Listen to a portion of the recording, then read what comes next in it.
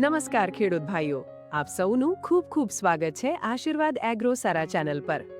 જો હું તમને કહું કે ઘણા ખેડૂતો વર્ષોથી એક એવી ભૂલ કરે છે જેના કારણે ટ્રેક્ટરભર છાણિયા ખાતર ખેતરમાં નાખ્યા પછી પણ અપેક્ષા મુજબ ફાયદો મળતો નથી, તો શું તમે વિશ્વાસ કરશો? કારણ માત્ર એક જ છે, કાચું અને પાકેલું છાણિયા ખાતરનો સાચો તફાવત ન સમજવું। ઘણા ખેડૂતો માને છે કે જેટલું તાજું છાણ એટલું સારું ખાતર, જ્યારે કેટલાક કહે છે કે માત્ર વર્ષો જૂનું છાણિયા ખાતર જ ઉપયોગી હોય છે, પરંતુ આ બંને વાતો દરેક વખતે સાચી નથી। તો આખરે કાચું છાણિયા ખાતર વાપરવું કે પાકેલું, બંનેમાં શું તફાવત છે? કયું ખાતર જમીન માટે વધુ ફાયદાકારક છે અને કઈ ભૂલો તમારા પાકને નુકસાન પહોંચાડી શકે છે?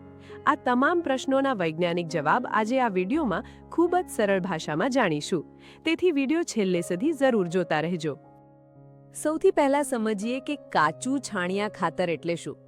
ઘણા ખેડૂતો માને છે કે પશુનું તાજું છાણ એટલે કાચું છાણિયા ખાતર, પરંતુ વૈજ્ઞાનિક રીતે વાત કરીએ તો જે છાણ સંપૂર્ણ રીતે સડ્યું નથી અને જેમાં વિઘટનની પ્રક્રિયા હજુ ચાલુ છે તેને કાચું છાણિયા ખાતર કહેવાય છે। આવા ખાતરમાં હજુ પણ ઘણો ભેજ હોય છે, તાપમાન વધી રહ્યું હોય છે અને તેમાં રહેલા સૂક્ષ્મજીવો તેને સડાવવા માટે સતત કામ કરી રહ્યા હોય છે। અહીંથી જ એક મોટી સમસ્યા શરૂ થાય છે। જ્યારે તમે કાચું છાણિયા ખાતર સીધું ખેતરમાં નાખો છો ત્યારે તેને સંપૂર્ણ રીતે સડાવવા માટે જમીનમાં રહેલા સૂક્ષ્મજીવોને મોટી માત્રામાં નાઇટ્રોજનની જરૂર પડે છે। તેઓ આ નાઇટ્રોજન જમીનમાંથી જ લે છે।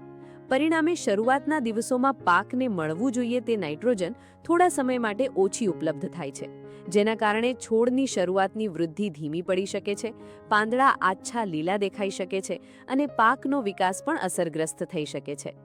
આ ઉપરાંત કાચા છાણિયા ખાતરમાં ઘણી વખત નીંદણના જીવંત બીજ, હાનિકારક જીવાણુઓ અને કેટલીક જીવાતોના ઈંડા પણ હોઈ શકે છે, જે પછી ખેતરમાં નવી સમસ્યાઓ ઊભી કરી શકે છે।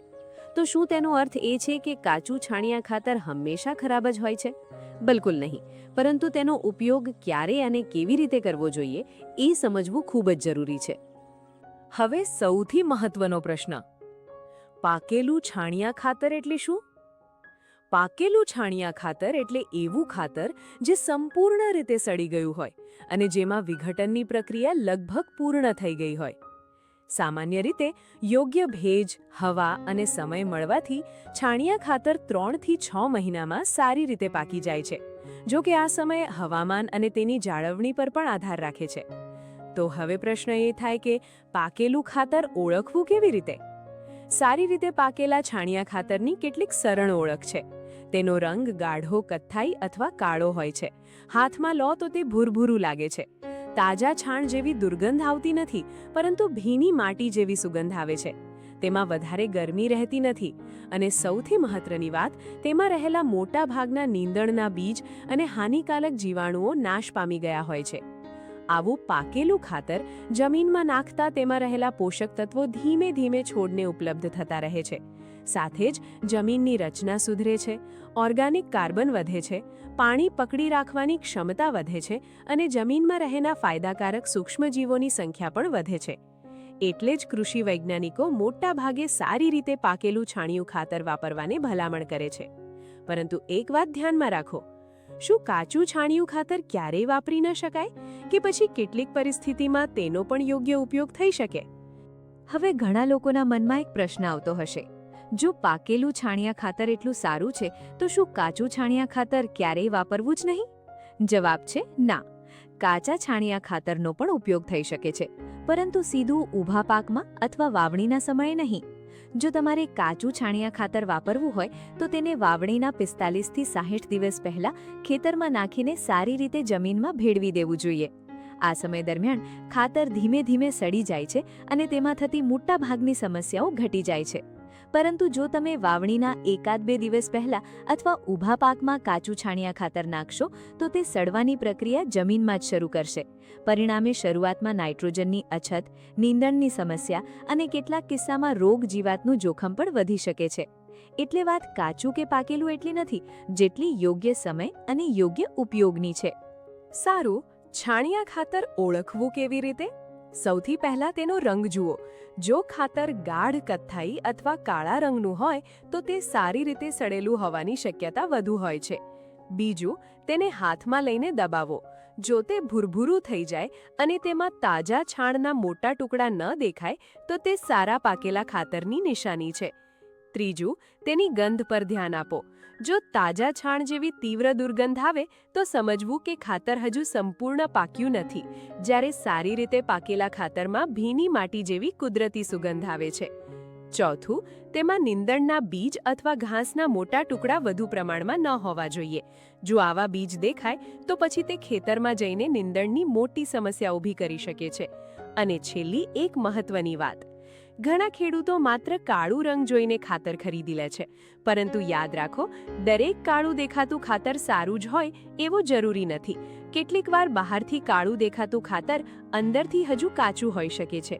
એટલે છાણિયા ખાતર ખરીદતી વખતે માત્ર રંગ નહીં, પરંતુ રંગ, ગંધ, ભૂરભૂરુંપણું અને તેમાં રહેલી અશુદ્ધિઓ, આ ચારેય બાબતો ચોક્કસ તપાસો.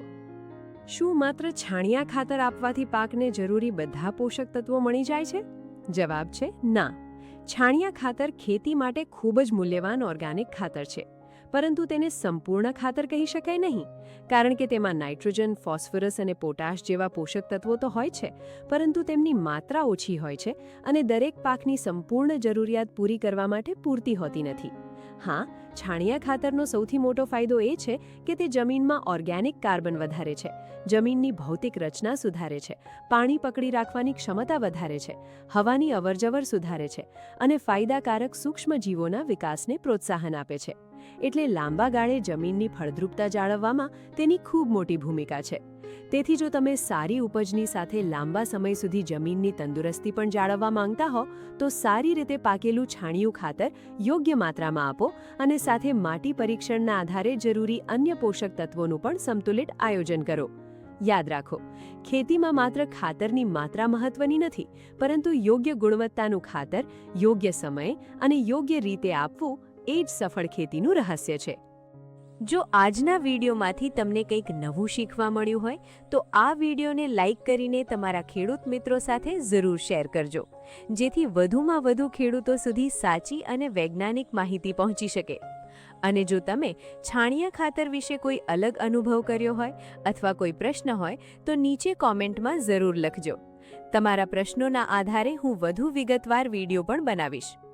આવી જ વૈજ્ઞાનિક, વિશ્વસનીય અને ખેડૂતોને સીધો ફાયદો થાય એવી માહિતી મેળવવા માટે આશીર્વાદ એગ્રોસરા ચેનલને સબસ્ક્રાઇબ કરો અને બેલ આઇકન પણ દબાવી દેજો, જેથી આવનારો કોઈ પણ ઉપયોગી વિડીયો તમે ચૂકી ન જાઓ.